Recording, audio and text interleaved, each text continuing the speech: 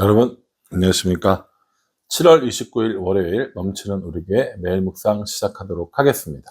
오늘 본 말씀은 예레미야 40장 1절부터 16절까지 말씀입니다. 어제 본문에서 예루살렘이 함락된 것을 보았습니다. 그리고 예레미야와 에벤멜렉에 대한 구원을 약속해 주셨습니다.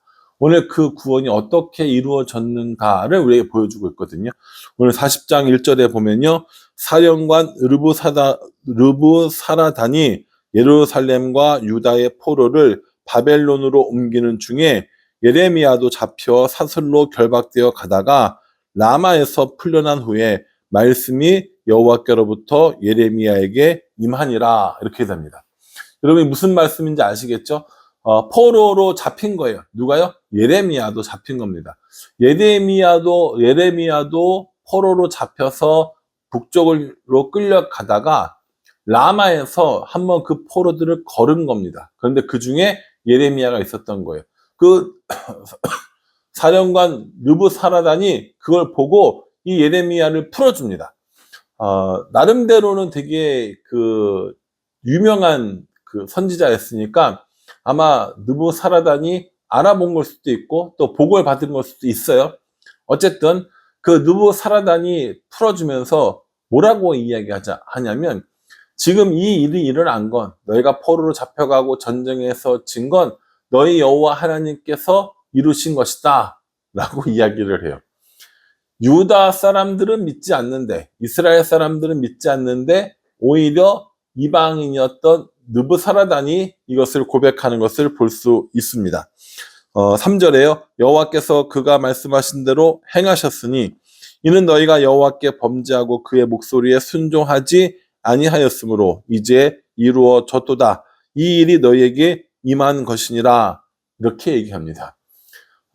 이 느부사라단의 입을 통하여서 하나님의 징계가 이루어짐을, 이 전쟁, 이 포로로 끌려가는 치욕을 당하는 이유가 뭔지 이스라엘 백성들에게 알려주고 있는 것입니다.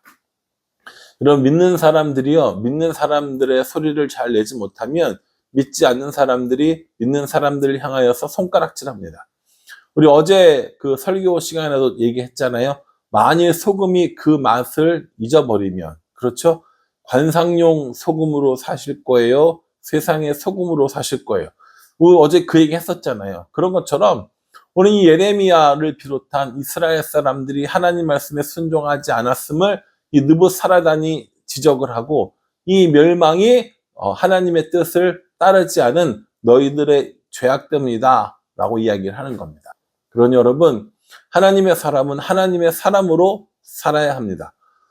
하나님의 사람들은 세상의 소금으로 살아야 하는 겁니다. 오늘 이 말씀을 통해서 어제 주일에 선포되어진 말씀을 다시 한번 기억해보고, 관상용 소금으로 사는 인생이 아니라 세상의 소금으로 살아가는 그런 우리가 되었으면 좋겠다라는 생각을 어제에 이어서 오늘 이 본문에서도 한번 해보게 됩니다.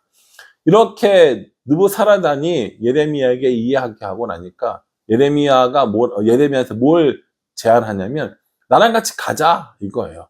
나랑 같이 가면 선대해 줄 거다, 잘해 줄 거란 얘기인 거죠. 그러니 나랑 같이 가자, 이렇게 얘기해요. 여러분, 지금 예루살렘은 완전 황폐화됐어요.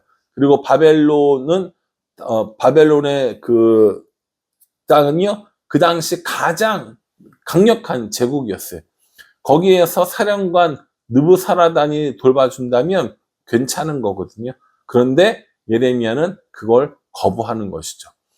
선지자로서 사명을 가지고 있었고, 또 선지자로서 하나님 말씀을 전한 일들도 아직 남았을 거란 말이에요. 그러니까 이 느부사라단의 제안을 거절을 합니다.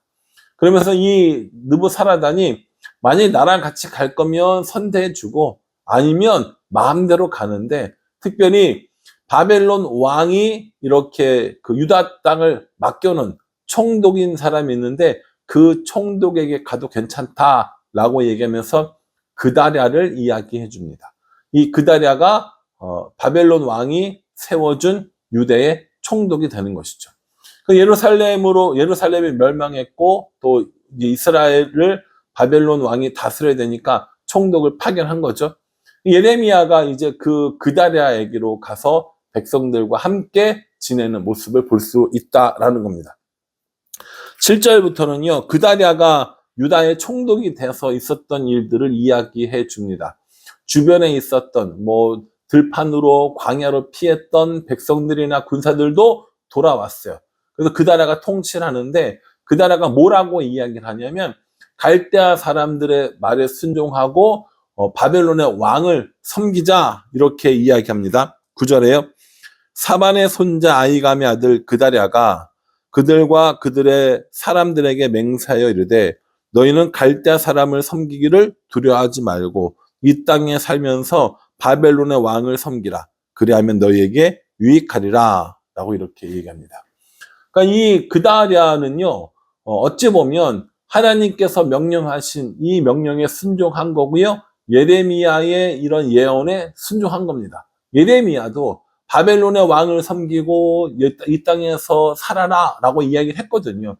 그러니까 그다랴가 이제 광야로 뿔뿔이 흩어져 있는 사람들이 예루살렘으로 모이니까 그 사람들에게 권면하는 거예요. 갈대아 사람들을 섬기자, 바벨론 왕을 섬기자, 그리고 이곳에서 우리가 다시 번영할 수 있는 기회를 잡자라고 이야기를 합니다. 그다랴의 이러한 제안은 사실상 하나님의 이 뜻 가운데 이루어지는 것이라고 보는 것이 맞겠죠. 왜냐하면 하나님께서 이미 예레미야를 통하여서 그렇게 명령하셨기 때문입니다. 이렇게 그다랴가 유다 총독으로 활동하고 있을 때 이 그다랴를 반대하는 사람들이 있겠어요? 없겠어요? 있죠. 왜 없겠습니까? 당연히 독립운동을 하려고 하는 사람들이 있을 것이고 자기네 유익을 따라 일하는 사람들이 있을 거 아닙니까? 그래서 이 그다랴를 암살하려고 하는 사람들이 나타나기 시작합니다. 그런데 이 암살하려고 했던 이 일을 요하난이라는 사람이 경고하는 것을 볼 수 있어요. 13절, 14절을 보겠습니다.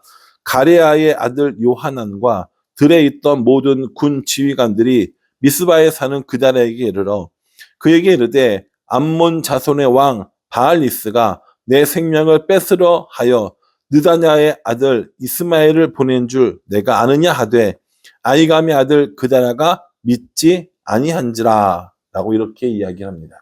요하난이라는 사람이요, 들에 있다가 그다랴의 이런 그 지휘 아래 모인 사람들인데 이 요하난이 정보를 들은 거예요. 암몬 왕이 너를 죽이려고 이스마엘이라는 이 사람을 보냈다라고 얘기하는 거예요. 아브라함의 자손 이스마엘이 아니라 이스마엘이라는 사람을 보냈다라는 겁니다. 그러니 조심해야 된다고 이야기를 해요. 그런데 그다랴가 그 말을 믿지 않았습니다. 그 일로 인하여서 어떻게 될 것인가 라고 하는 건 이제 내일 본문에 보면 나올 건데요. 그다랴가 요하난의 말을 믿지 않는 것을 볼 수 있습니다. 왜 믿지 않았을까? 그건 잘 모르겠어요. 명확하게 나오지 않으니까. 오늘 본문 말씀만 가지고는 왜 믿지 않았는가를 잘 모르겠지만 어쨌든 이 그다랴가 요하난의 말을 듣지 않는 걸로 오늘 본문은 끝이 납니다. 그러니까 그 뒤의 이야기는 우리가 다시 한번 내일 본문까지 한번 보면서 해보도록 하겠습니다. 오늘 말씀 묵상하시면서 여러분들 어떤 그 묵상을 하셨나요? 저는 예레미야가 자신에게 보장되어져 있는 이런 풍요로움, 그리고 넉넉함, 그리고 좀 여유로운 삶을 거절하고 백성의 품으로 돌아온 이 본문 말씀을 한번 묵상해 봤습니다. 여러분, 그 점령군의 사령관이 내가 선대할 테니 나와 같이 가자라고 이렇게 이야기를 하면 아마 어쩜 우리들 마음이 흔들릴 수 있을지도 모릅니다. 예루살렘에 돌아가 봐야 아무것도 남아있는 게 없어요. 거기에 무슨 훌륭한 지도력이 있는 지도자가 있는 것도 아니에요. 먹고 살만한 충분한 이런 어떤 것도 있는 것이 아닙니다. 그럼에도 불구하고 예레미야는 자신에게 맡겨주신 이 사명을 따라 예루살렘을 떠나지 않고 이스라엘을 떠나지 않고 그 백성들과 함께 있는 모습을 보여주고 있습니다. 편한 것을 찾아가는 게 아니라 사명이 있는 것을 찾아가는 겁니다. 편안한 삶을 구하는 것이 아니라 사명을 이루는 삶을 구하는 겁니다. 그러니 오늘 이 말씀을 묵상하면서 나는 편안한 삶을 구하는지 사명을 따르는 삶을 구하는지 한번 생각해 봐야겠구나 라는 생각을 묵상하게 되었습니다. 여러분들은 어떠세요? 여러분들은 편안한 삶을 구하십니까? 아니면 사명을 이루는 삶을 구하십니까? 하나님 우리를 편하게 못 지내게 하고 힘들게 하고 어렵게만 하고 이러지 않으세요. 그러나 우리로 하여금 편안함과 사명을 결단해야 될 시기가 있을 때 하나님께 앞에 올바른 결정은 편안함이 아니라 사명을 이루는 삶이라고 저는 생각합니다. 저는 사명을 이루기 위해서 올바로 살아가고 있는지, 편함이 아니라 사명을 이루는 삶을 살아가고 있는지 저 스스로를 돌아보겠습니다. 그런 여러분들도요, 오늘 이 말씀을 묵상하면서 나는 어떤 삶을 구하는가, 나는 어떠한 삶을 살려고 하는가 다시 한번 생각해 보시고요. 편안함이 아니라 사명을 이루는 삶을 살아가는 우리 모두가 될 수 있기를 주님의 이름으로 축복합니다. 기도하겠습니다. 하나님, 예레미야가 포로로 끌려가다가 석방되어지고 아주 달콤한, 아주 괜찮은 제안을 받습니다. 그러나 그 제안마저 하나님의 사명 앞서지 않고 사명을 따라 살아가는 예레미야의 모습을 보게 됩니다. 나는 어떠한지, 우리들은 어떠한지 돌아보게 하여 주시고 우리도 편안함을 따라 사는 것이 아니라 사명을 따라 사는 사람들 될 수 있도록 도와주시옵소서.